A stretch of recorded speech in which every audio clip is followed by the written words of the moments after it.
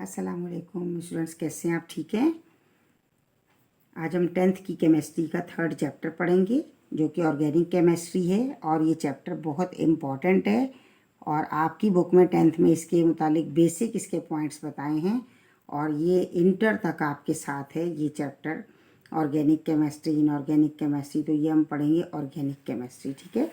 Organic means organic chemistry का हम topic जो है बड़ी डिटेल से पढ़ेंगे। ये देखें, ये रहा ऑर्गेनिक केमिस्ट्री, ठीक है, 3rd चैप्टर। अब यहाँ पर आपको शुरू में तो ये बताया है कि इसके आउटकम्स क्या हैं, यानी एसएलओज क्या हैं, मीन्स हम कौन कौन से टॉपिक को स्टडी करेंगे। इसके बाद हम जब भी कोई चैप्टर स्टार्ट करेंगे यकीनन हमें ये पता होना चाहिए कि वो चीज़ कहाँ से बनी, किसने बनाई, किस तरह से बनी है, ठीक है। तो इसके लिए हम क्या करेंगे, हम थोड़ा इसकी बेसिक पॉइंट्स जो हैं उनको हम स्टडी लाजमी करेंगे। जी, तो बेसिक इसके पॉइंट्स क्या हैं। सबसे पहले हर चीज़ की इंट्रोडक्शन होती है। जैसा आप कहीं जाएं तो आप भी तो अपने इंट्रोडक्शन देंगे ना बेटा। जी, इसमें इंट्रोडक्शन में आप देखिए, आपको हमने 2 ईयर ये 1815 और 1828 हमने यहाँ निकाल के रखे हैं और सीक्वेंस में रख दी हैं। अब आपने याद रखना है 1815 में एरिस्टोटल ने थ्योरी पेश की थी और उसके बाद 28 में जो थ्योरी पेश की गई थी वो जर्मन केमिस्ट, ये देखें 18 में किसने की पेश की थी, जर्मन केमिस्ट फ्रेडरिच वोलर ने थ्योरी पेश की थी, ठीक है। अब क्या थ्योरी थी, एरिस्टोटल ने क्या कहा था, उसने ये कहा कि ऑर्गेनिक कंपाउंड सिर्फ जानदारों में पाए जाते हैं और जानदारों को यानी वाइटल सोर्स कहा। मीन्स क्या है, वाइटल फोर्स कहा। वाइटल फोर्स मीन्स क्या है, वाइटल मीन्स लाइफ। जी, ठीक है, मेन चीज़ें ये हैं। अभी इंट्रोडक्शन में आप देखें ऑर्गेनिक केमिस्ट्री में ऑर्गेनिक कंपाउंड आते हैं और ये कंपाउंड कहाँ पाए जाते हैं। ये कंपाउंड बेटा हमारे इन्वायरमेंट में हर जगह पर हैं, हमारी बॉडी के अंदर भी हैं ऑर्गेनिक कंपाउंड्स, प्लांट्स में भी हैं, एनिमल्स में भी हैं और अभी तो बहुत ज़्यादा इसके मुतालिक मॉडिफिकेशन हो चुकी है जो कि हम मज़ीद पढ़ेंगे। जी, मोस्टली प्रोडक्ट्स कहाँ पाई जाएंगी आवर डेली लाइफ में। कंप्यूटर है, फर्नीचर है, व्हीकल्स हैं, food, cooking oil, soap, detergent, vinegar are made by the different organic compound. ये डिफरेंट ऑर्गेनिक कंपाउंड से बने हैं। हमने जो हाईलाइट किए हैं, ये अंडरलाइन किए हैं, ये मेन पॉइंट है। इससे आप इसको जोड़ेंगे तो आराम से आपकी छोटी सी डेफिनेशन बन जाएगी। जी, बिफोर 1828 यानी 1828, 1828 से पहले, कब, 1815 में, believe that the chemical compound only in the presence of the vital force. ये बिलीव किया जाता था कि ऑर्गेनिक कंपाउंड सिर्फ वाइटल फोर्स से बनते हैं, यानी कि एनिमल और प्लांट से बनते हैं। Theory by the Berzelius in the 1815, ठीक है, ये 1815 में ब्राजीलस ने थ्योरी पेश की थी और उसकी बैग में ये 1818 है, यानी कि 1600 में अरिस्टोटल ने ये थ्योरी दी थी, जिसकी हम कहेंगे कि लाइट में, जिसकी रोशनी में उसको लेकर और फिर ये ब्राजीलस ने ये थ्योरी दी थी। ब्राजीलस ने क्या कहा, it state that organic compound can only be formed in the tissue of the living organism, plant and animal. यानी ब्राजीलस ने क्या कहा कि ऑर्गेनिक कंपाउंड कहाँ पाए जाते हैं, ओनली लिविंग ऑर्गेनिज्म में, मीन्स कहाँ पर, एनिमल में एंड प्लांट में। और उसने साथ ये भी बात कही कि and can not be synthesize in the laboratory, के लेबॉर्ट्री में तो ये बन ही नहीं सकते, ठीक है। ये किसने कहा, ब्राजीलस ने कहा कि लैब में ये बन ही नहीं सकते हैं। अब बाद में क्या है, ज़ाहिर थ्योरी को उसको जो है ड्राबैक उसमें आया और 1828 में जर्मन केमिस्ट फ्रेडरिच वोलर ने convert the inorganic compound ammonia cyanate into the urea. जी, इन्होंने क्या किया कि अमोनिया से यूरिया बना लिया और वो भी कहाँ बनाया, वो लेबॉर्ट्री में बनाया। Urea is an organic compound, ये ऑर्गेनिक कंपाउंड है। Volar prepared urea in the absence of the vital force, vital force की ज़रूरत नहीं पड़ी उसे, मीन्स उसने किसी भी जानदार को बीच में नहीं लिया, ना एनिमल को लिया, ना प्लांट को लिया, उसने किसी को भी नहीं लिया और उसने लैब में इसकी प्रिपरेशन कर ली, ठीक है, जर्मन केमिस्ट ने। तो लिहाजा वाइटल थ्योरी जो है वो फेल हो गई और कौन सी थ्योरी आ गई कि जिसमें ऑर्गेनिक इनऑर्गेनिक कंपाउंड दोनों जो हैं उनसे यानी लैब में प्रिपेयर वो हो सकते हैं, इन्होंने कहा ना लैब में नहीं बन सकते, लैब में प्रिपेयर हो सकते हैं। अब देखिए कैसे, ये रहा अमोनियम साइनेट और उन्होंने हीट किया तो यूरिया बन गया। यूरिया क्या है हमारे पास, अब यहाँ देखिए, urea was the first synthesize of an organic compound. First synthesize organic compound था जो लैब में बना था। यूरिया पहला कंपाउंड था जो लैब में बना था।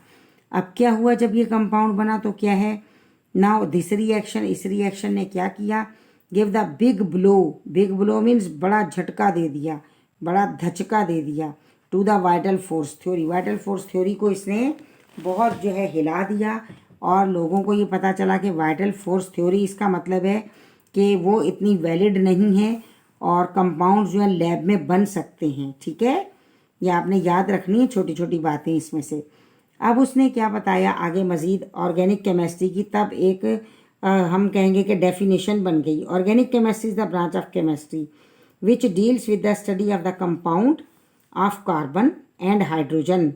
यानी क्या है, कार्बन एंड हाइड्रोजन के कंपाउंड जो हैं, यहाँ ये बताया गया कि उन वो जो हैं ऑर्गेनिक केमिस्ट्री में पाए जाएंगे, कार्बन और हाइड्रोजन के कंपाउंड। ठीक है, कार्बन हाइड्रोजन के कंपाउंड्स इस, और इन्हें क्या कहा जाता है, हाइड्रोकार्बन। ये देखें हम आपको बताते हैं, जैसा ये है कि क्या है, हाइड्रो यानी कि हाइड्रोजन और कार्बन, हाइड्रोकार्बन, हाइड्रोकार्बन यानी कि carbon, compound of carbon and hydrogen. अब compound of carbon and hydrogen में मेन चीज़ आपके पास क्या है, आप ये देखें कि मेन कौन सी चीज़ है जो इसमें आएगी। तो मेन बेटा हमारे पास कौन सी चीज़ होगी, हमारे पास जो बहुत हमारी लाइफ का पार्ट है, हमारी लाइफ का हिस्सा है, जिसके बिना हमारा गुजारा नहीं है, वो कौन है जनाब जी, वो है मीथेन, CH4। ठीक है, कार्बन एंड हाइड्रोजन। और आगे चल के वो आपको बताएंगे कि इसके साथ और भी मज़ीद जो है कंपाउंड मिलेंगे, तो मज़ीद दूसरे कंपाउंड बनते चले जाएंगे जो कि इनके डेरिवेटिव कहलाते हैं। ठीक है, एक कंपाउंड होता है और एक कंपाउंड का डेरिवेटिव होगा। तो ये क्या है, मीथेन, और ये कार्बन को डबल करें, इसको 2 किया, इसको यहाँ से डबल कर दें, कितना हो गया 4 और 2 ऐड कर दें 6, ये हो गया ईथेन। ठीक है, इनके फार्मूले आगे आएंगे, हम आपको बताते हैं कि कैसे निकाला जाता है, वो भी बताएंगे, लेकिन हम पहले आपको शुरू से लें ताकि चैप्टर बीच में रह ना जाए कुछ। ठीक है बेटा, ये क्या हो गया, कार्बन एंड हाइड्रोजन। और फिर क्या है हमारे पास मज़ीद, अगर हम लें कार्बन, हाइड्रोजन और ऑक्सीजन, तो यहाँ से हमारे पास क्या बनेगा, ग्लूकोज का फार्मूला बनेगा, C6H12 एंड O6। तो देखिए कार्बन और ऑक्सीजन की हमारे पास एटम्स की तादाद सेम है। The number of atoms of carbon and oxygen are same but the hydrogen is double than carbon और ऑक्सीजन, ये डबल होगा इससे। ठीक है, और ये क्या है, ये एम्पेरिकल फार्मूला, ये मॉलिक्यूलर फार्मूला, ये हम आपको बताएंगे साथ साथ जी। अब क्या है, यहाँ पर हमारे पास ये जो कंपाउंड्स बने हैं हाइड्रोकार्बन, और आगे क्या लिखा है, लफ्ज़ लिखा हुआ है एंड देयर डेरिवेटिव्स। अब देखिए हम आपको डेरिवेटिव बना के बता रहे हैं। अब मीथेन का क्या है, हम दोबारा यहाँ लिख रहे हैं, ये बना, इसने मीथेन ने क्या किया, एक हाइड्रोजन दे दिया, ये रहा CH3 किया, और ये एक हाइड्रोजन है, देने का प्रोग्राम है इसका। नाउ C2H5 और 1 हाइड्रोजन इसका भी। ठीक है, अब यहाँ है कि कौन आएगा यहाँ पर, अगर यहाँ आने वाला इसके पास अगर माइनस का रेडिकल आता है तो ये क्या समझे, ये प्लस हो गया और ये माइनस है। ठीक है, ये प्लस हो गया और ये माइनस है, और कहीं कहीं ये क्या होगा हमारे पास माइनस भी कर लेगा। अब कैसे आएगा, अगर यहाँ पर हम इसका रिएक्शन क्लोरीन के साथ करवाते हैं तो क्या हो जाएगा, CH3 और Cl, मीथाइल क्लोराइड। अगर OH से करवाते हैं तो CH3OH, मीथाइल हाइड्रोक्साइड। यहाँ भी इथाइल का क्या हो जाएगा, अगर C2H5 और साथ में Cl आ गया, इथाइल क्लोराइड। और क्या है यहाँ पर क्या होगा, यहाँ भी C2H5 और OH डाल दें तो इथाइल हाइड्रोक्साइड। ठीक है, ये क्या होंगे, अब ये कंपाउंड और ये इसके क्या डेरिवेटिव हैं, ये दीज आर द डेरिवेटिव। ठीक है, डेरिवेटिव है, अब इन्हें डेरिवेटिव कहा जाता है। डेरिवेटिव जो उससे ड्राइव होंगे, ठीक है, डेरिवेटिव है जो इनसे ड्राइव होंगे। तो ये देखेंगे इनसे ड्राइव हो गए, और ड्राइव होने में यही नहीं बहुत सारे कंपाउंड हैं, आप आगे जाके भी पढ़ेंगे, अभी साथ के साथ आपको पता चलेगा कि इसमें और कौन कौन सी चीज़ें हैं जो शामिल हो सकती हैं हाइड्रोकार्बन में। देखिए ये हमने सिंपल लिखा। अभी मज़ीद क्या हाइड्रोकार्बन में और कौन कौन सी चीज़ें आ सकती हैं जो कंपाउंड बनाती हैं। तो हाइड्रोकार्बन में आगे आपको यहाँ बता रखा है कि these are the covalently bounded, यानी ये क्या कोवैलेंट बॉन्ड बनाएंगे और कोवैलेंटली बाउंडेड होंगे। याद रखना है कि यहाँ पर क्या कोवैलेंट बॉन्ड बनता है। इसके बाद यहाँ पर हमारे पास क्या है कि all compound contain the essential element carbon. Carbon must है, कार्बन नहीं होगा तो वो ऑर्गेनिक ही नहीं होगा, और कार्बन के साथ हाइड्रोजन भी होना लाजमी है। देखिए यहाँ कार्बन डाइऑक्साइड है, ये ऑर्गेनिक नहीं है। अब स्टूडेंट कहेंगे यहाँ तो कार्बन है ना, फिर ये ऑर्गेनिक क्यों नहीं है। ये ऑर्गेनिक नहीं होगा क्योंकि इसके साथ हाइड्रोजन नहीं है, ठीक है। अच्छा, इसके बाद बेटा इसमें और क्या क्या आ सकता है जो कोवैलेंटली बाउंडेड होगा। और ऑर्गेनिक कंपाउंड की बहुत बड़ी दुनिया है, यानी इतना कंपाउंड है बेतहाशा, मिलियन मिलियन बिलियन ट्रिलियन इतना कंपाउंड है ये, क्योंकि ये मोर कंपाउंड बनते चले जाते हैं। तो देखिए कार्बन हाइड्रोजन के अलावा क्या होगा, एक तो कार्बन है, दूसरा हाइड्रोजन है, इसके अलावा हमें नज़र आएगा ऑक्सीजन। हमने यहाँ लिखा ना, ये देखें ये रहा ऑक्सीजन है, ऑक्सीजन होगा, और हमारे पास नाइट्रोजन भी होगा, क्योंकि जो सबसे पहला कंपाउंड बना वो क्या था, यूरिया, और यूरिया में नाइट्रोजन है, तो नाइट्रोजन भी होगा। इसके जो कंपाउंड्स होंगे उनमें नाइट्रोजन भी होगा, ठीक है। तो ये सब क्या है, जब ये साथ में मिलेंगे और कंपाउंड बनाएंगे तो फिर ये इनके डेरिवेटिव कहलाएंगे, ठीक है। अब यहाँ पर देखें कि ये कहाँ कहाँ पाए जाते हैं और मज़ीद के कहाँ कहाँ है और क्या क्या होगा इनका। तो ये देखिए हम आपको दिखाते हैं यहाँ से, थोड़ा इसको इतना कर लें कि आपको नज़र आए ना, हाईलाइट हो जाए, बोल्ड हो जाए वर्ड्स। जी ये हो गया है, ठीक है, ये हो गया है। अब है इसमें क्या है, और थोड़ा सा इसे मिनिमाइज कर लेते हैं। अब बेटा क्या है इसमें, हमने आपको यहाँ बताया, अब हम मज़ीद देखते हैं आगे और कौन सी चीज़ें हैं। जी यहाँ देखिए हमने आपको बता रखा है, आप लिख सकते हैं कि क्या क्या इसके कंपाउंड बने। Derivatives, these are the derivatives, methyl chloride, ethyl hydroxide, these are the derivatives, ठीक है। अब यहाँ आपको बताया गया है कि डेरिवेटिव में फॉर एग्जांपल क्या है, ये देखें ईथेन, यहाँ पर क्या है हमारे पास ऑर्गेनिक कंपाउंड, डेरिवेटिव के बाद ये भी करेंगे ना, वन और मोर कार्बन एटम होंगे, कोवैलेंटली बाउंडेड होंगे, और क्या है इसके बाद अदर एलिमेंट कौन कौन से होंगे, हाइड्रोजन, ऑक्सीजन, नाइट्रोजन, ये इनके साथ मज़ीद होंगे कंपाउंड ऑफ कार्बन के साथ, ठीक है। कंपाउंड ऑफ कार्बन है तो उनमें हाइड्रोजन है, ऑक्सीजन है और नाइट्रोजन है, और बहुत से कंपाउंड बन जाएंगे जैसे ईथेन, अल्कोहल, अमाइन, पॉलीएस्ट्रीन और क्या क्लोरोफॉर्म। तो ये सारे के सारे क्या हैं, ये तमाम ऑर्गेनिक कंपाउंड है जो कि इसमें बन रहे हैं। शुगर भी आ रहा है, ऑयल्स भी आ रहे हैं, तमाम। हमने आपको कहा था किचन की बहुत सारी चीज़ें आती हैं। जी बेटा अभी क्या हमारे पास जनरल कैरेक्टर्स, हम जनरल कैरेक्टर थोड़ा आपको समझा दें, और बहुत आसान है, मेन हमने पॉइंट्स अंडरलाइन किए, आप भी कर लें। कैरेक्टरिस्टिक क्या हैं इसके, यानी इसकी प्रॉपर्टीज़ क्या हैं, इसमें क्या क्या है। सोर्स कहाँ से हासिल होंगे, source means obtain from living things, ठीक है, लिविंग थिंग्स से ये हासिल होंगे। उसमें क्या क्या आ रहा है, एनिमल एंड प्लांट आ रहे हैं दोनों, ठीक है, ये हैं, एनिमल में हम भी आ गए। अच्छा जी, इसके बाद क्या है, कंपोजिशन, कौन कौन सी चीज़ें पाई जाती हैं, ये तो आपको मालूम है कि इसकी कंपोजिशन में क्या क्या होता है। क्या क्या होता है कंपोजिशन में, कार्बन है, हाइड्रोजन है, और क्या होगा, कार्बन, हाइड्रोजन और ऑक्सीजन, नाइट्रोजन, ठीक है, ये होंगे। जी तो देखिए क्या है इसमें कंपोजिशन में, carbon is the key of the element, carbon की है, तो लिहाजा हमने यहाँ क्या आपको अंडरलाइन करके दिया, कार्बन। इसके बाद hydrogen, halogen, oxygen, sulphur, nitrogen and phosphorus, ये तमाम कंपाउंड इसमें पाए जाएंगे। Organic compound contain a covalent bond, आपने याद रखना है ऑर्गेनिक कंपाउंड में कोवेलेंट बॉन्ड है। Organic compound has the covalent bond and there are the two type of these compounds, polar and the non polar bond, ठीक है। जिनमें polar bond पाए जाएंगे वो कंपाउंड, और जिनमें नॉन पोलर बॉन्ड पाए जाएंगे वो वाले कंपाउंड। समझ आ गई बात, कंपोजिशन में कौन कौन सी चीज़ें शामिल होती हैं हम उसके मुतालिक बताएंगे। जी अब है स्टेबिलिटी।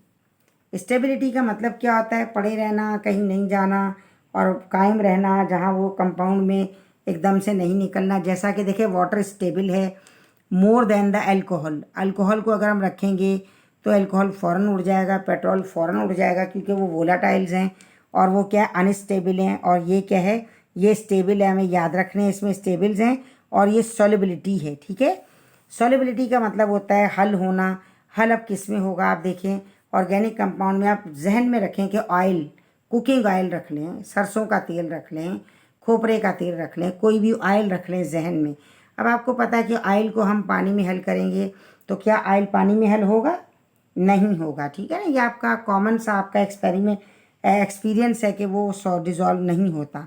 तो सॉल्युबिलिटी क्या होगी, dissolve in like rule. Like rule में क्या, अपने जैसे में। देखें, अगर आपके किचन में कुकिंग ऑयल में किसान कुकिंग ऑयल है और दोबारा हबीब कुकिंग ऑयल आ गया या कोई दूसरा कुकिंग ऑयल आ गया, सरसों का तेल आपने बीच में डाला, तो वो डिज़ोल्व हो जाएंगे। ठीक है, क्योंकि वो ऑर्गेनिक है। Organic compound insoluble in water, पानी में हल नहीं होते। सॉल्युबल इन ऑर्गेनिक सॉल्वेंट, यकीनन ऑर्गेनिक में सॉल्युबल होंगे।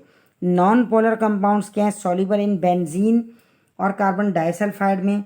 बेंजीन और कार्बन डाइसल्फाइड, ये क्या है, बेंजीन और कार्बन डाइसल्फाइड दोनों वोलाटाइल होते हैं और ये स्प्रिट के तरीके से होते हैं। Either and polar compound soluble in alcohol, polar में से क्या है, अल्कोहल में सॉल्युबल होंगे ये। अब मेल्टिंग एंड बॉइलिंग पॉइंट, आप देखिए अगर आप ऑयल को आग लगाते हैं फ़ौरन आग लग जाएगी, फ़ौरन फायर कैच कर लेगा ऑयल। ठीक है, पेट्रोल वगैरह ये भी। तो अभी यहाँ देखें क्या है, ज़ाहिर है मेल्टिंग पॉइंट किसका होगा, जो मुश्किल से बॉयल हो, मुश्किल से मेल्ट हो। तो ये तो मिनट में मेल्ट हो जाएगा। तो मेल्टिंग पॉइंट और बॉइलिंग पॉइंट इनका बहुत लो होता है। ठीक है, क्यों लो होता है, क्योंकि इनमें कोवेलेंट बॉन्ड पाया जाता है।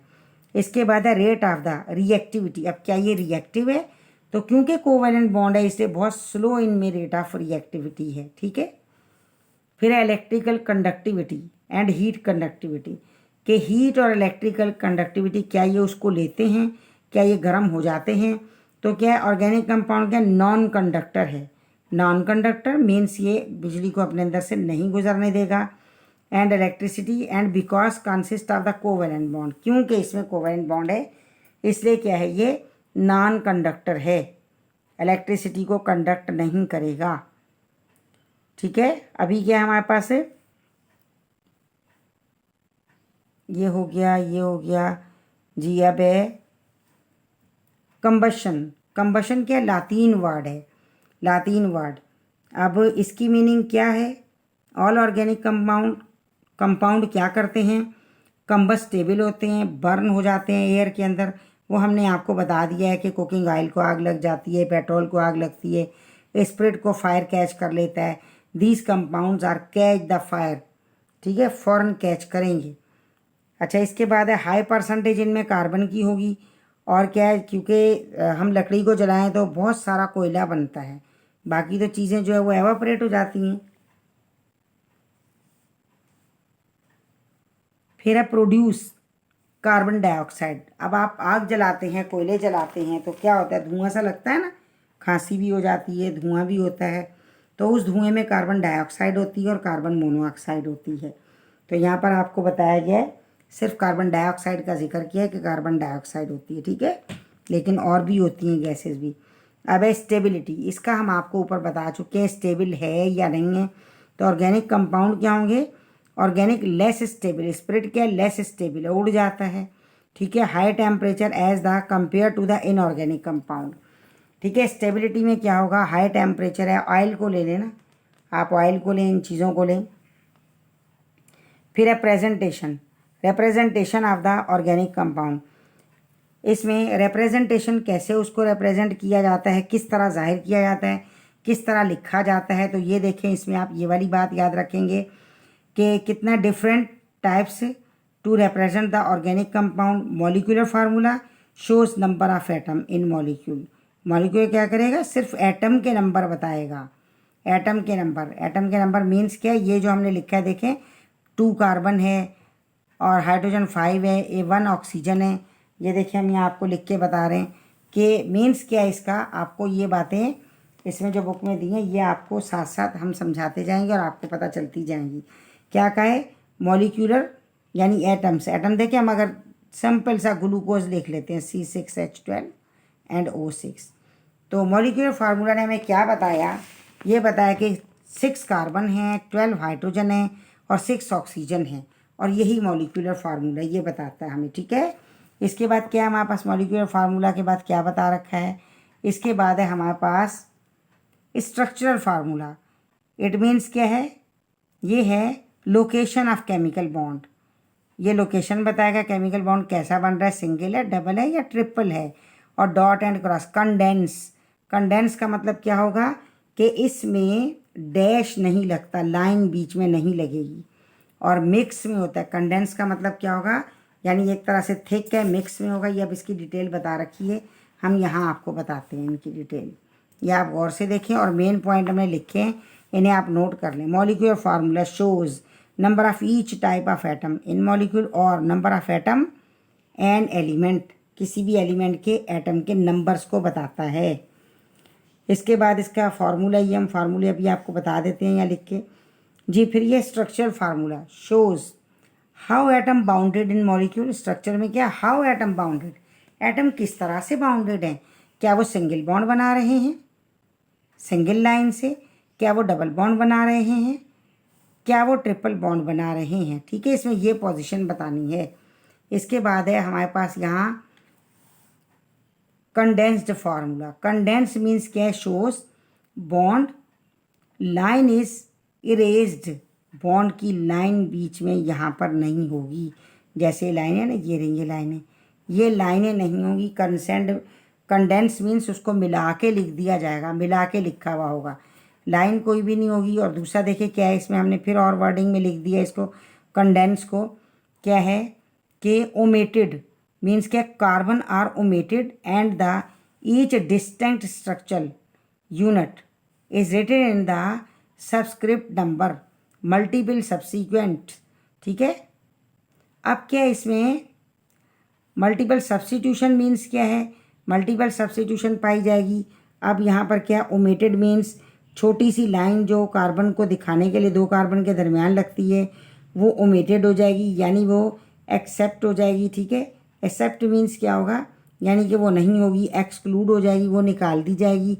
या बॉन्ड लाइन डिलीट, यानी समझो वो डिलीट की हुई है। ये देखें, ये रही, यहाँ सिर्फ लाइनें नहीं है ना, देखें बाकी आपको बनाना आता है, लाइनें नहीं है जी। इसमें भी देखिए कोई लाइन नहीं है, इसको फिर खुद बनाना पड़ता है इसमें, क्योंकि ब्रांच है तो इस वजह से ये आइसो में आ जाएगा जी। फिर है डॉट एंड क्रॉस, ठीक है। Dot and cross, dot and cross के लिए आप ये वाली बात याद रखेंगे कि इसमें इलेक्ट्रॉनिक जो है वो फार्मूले यूज़ होंगे, इलेक्ट्रॉनिक ये बन जाएंगे। और कैसे बनेंगे, देखिए आपको याद होगा आपने क्या किया था, आपने आउबा प्रिंसिपल जो था, उसके बाद हंट्स रूल आया, पॉली एक्सक्लूजन आए।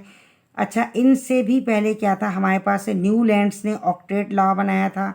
और क्या है, ये जो डॉट और क्रॉस वाला ये लुईस ने हमें बताया था, ठीक है, लुईस ने बताया था। अब इसमें क्या किया जाता है, दो बातें याद रख लें, आउटर मोस्ट शेल के इलेक्ट्रॉन और कंप्लीट करेंगे खुद को और लाइक द ऑक्टेट हो जाएंगे, ठीक है। इसमें ये होगा। अब देखें किस तरीके से, अब ये हम आपको समझा रहे हैं, थोड़ा सा आप इसे गौर से समझ लें कि आपको पता चले कि किस तरीके से ऐसा होगा। तो इसमें आपने क्या देखना है, हमें आउटर मोस्ट में इलेक्ट्रॉन की तादाद देखनी है। ये देखिए हम इसमें निकाल के आपको बता रहे हैं। आउटर मोस्ट में जैसा कि हमारे पास अगर कार्बन है, ठीक है, अगर हम कार्बन को लेते हैं, ये रहा कार्बन, क्योंकि इन्होंने यहाँ पर आपको कार्बन को लिया ना, कार्बन। तो कार्बन का हमारे पास एटॉमिक नंबर क्या होता है और मास क्या होता है। मास है इसका 12 और नंबर इसका क्या है, 6 है कार्बन का, ठीक है। कार्बन का नंबर क्या है, 6 है। अब हम अगर आउबा प्रिंसिपल पर कॉन्फ़िगरेशन करते हैं तो 1s2 2s2 एंड 2p6 होता है, लेकिन ये के शेल हो गया और ये एल शेल हो गया। मीन्स अब हमारे पास 6 हैं तो हमने 2 और 2 4 और ये 2 यहाँ आएंगे, तो ये बना के शेल और ये एल शेल है। एल के पास कितने हैं यहाँ पर, ओनली 4 इलेक्ट्रॉन हैं। अब इसने क्या करना है, इसने अपना ऑक्टेट कंप्लीट करना और ख़ुद को 8 बनाना है। तो फ्रेंडशिप किससे कर लेगा, ये करेगा मीथेन से। अब मीथेन का अगर हम स्ट्रक्चर बनाते हैं, फिर हम और भी बना के आपको दिखा रहे हैं। 1 कार्बन है, कार्बन के पास आउटर मोस्ट में कितने इलेक्ट्रॉन, 2 और 2 4, 1 2 3 4, ठीक है। ये क्या है हमारे पास, ये इलेक्ट्रॉन है जो किस फॉर्म में होंगे, ये बहुत ही रिएक्टिव फॉर्म है और फ़ौरन ये कंपाउंड बना देंगे। दूसरा हम ले लेते हैं हाइड्रोजन। हाइड्रोजन का 1 इलेक्ट्रॉन, यहाँ हाइड्रोजन का 1 इलेक्ट्रॉन, यहाँ हाइड्रोजन का 1 इलेक्ट्रॉन और यहाँ भी हाइड्रोजन का क्या है 1 इलेक्ट्रॉन। अब देखिए कार्बन को चेक करें, 2 2 2 एंड 2 पूरे हुए मीन्स क्या, कार्बन ने यहाँ पर अपना ऑक्टेट पूरा कर लिया है। ये देखें ये रहा ऑक्टेट पूरा कर लिया, क्योंकि इसका था ही ऑक्टेट। और हाइड्रोजन का क्या था, ये था डुप्लेट, ठीक है, यानी इसके आउटर मोस्ट में 2 इलेक्ट्रॉन है, तो इसने पूरे कर लिए हैं। तो हमारे पास इलेक्ट्रॉनिक जो स्ट्रक्चर है वो ये बताता है, क्या बताता है कि डॉट और क्रॉस और कहाँ से, आउटर मोस्ट शेल के इलेक्ट्रॉन होते हैं।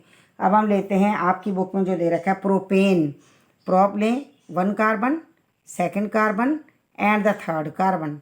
कार्बन के आउटर मोस्ट में कितने इलेक्ट्रॉन, 1 2 3 4, 1 2 3 4, 1 2 3 4, ये हो गए, ठीक है। अब इसके साथ क्या है, अब एक इस कार्बन का तो एक इस कार्बन का, यहाँ पर हमें ये देखना है कि कार्बन के हमने एक जो आपस में रिएक्शन कर रहा है उसे हम ऐसा दिखा देते हैं, ये देखें। अब यहाँ ये दूर हमने बना दिया, हम इसे पास कर देते हैं इनको, ताकि आपको बात समझ आए। इसका एक ये रहा 4 और इसका एक ये रहा 4, हो गया ये। यहाँ भी इसका एक ये रहा और इसका एक ये रहा, हो गया ऐसे। अब क्या है, इसने खुद को कंप्लीट करना है। देखिए ये 4 4 हैं। अब क्या होगा, हाइड्रोजन आएगा, हाइड्रोजन यहाँ आया, हाइड्रोजन यहाँ आया, हाइड्रोजन यहाँ आया, एक एक इलेक्ट्रॉन इसका हो गया। ये देखिए अब ये कितने हो गए आप काउंट करेंगे, इसके पूरे 8 हो गए और ला ऑफ ऑक्टेट पूरा हुआ। अब यहाँ से इसको देखें, इसमें भी एक हाइड्रोजन यहाँ आएगा और एक हाइड्रोजन यहाँ पर आएगा, ठीक है, उसका क्रॉस यहाँ आ जाएगा। अब काउंट करें, इलेक्ट्रॉन की तादाद काउंट कर लिया करें, 2 2 4 2 6 और 2 8, हो गया पूरा। इसी तरीके से यहाँ पर क्या है, 1 जो है हम इसको क्रॉस से ज़ाहिर करते हैं और ये डॉट लिया और एक हाइड्रोजन हमने यहाँ पर दिखा दिया है। इसी तरीके से एक हाइड्रोजन यहाँ पर आ गया और एक हाइड्रोजन यहाँ आ गया, ठीक है, ऐसे स्ट्रक्चर बनेगा हमारे पास। अब देखें यहाँ हाइड्रोजन के 2, कार्बन के ये 2 और 2 4 और 2 6 और 2 8, ठीक है। ये चेन आहिस्ता आहिस्ता बड़ी होती जाएगी और इस प्रोसेस पर ये चलता जाएगा। समझ आया, ये हमारे पास कौन सा स्ट्रक्चर है, ये हमारे पास हमने जो स्ट्रक्चर बनाया है ये हमने डॉट क्रॉस वाला आपको बताया है, आपने डॉट क्रॉस वाला समझा है, ठीक है, ये रहा डॉट क्रॉस वाला।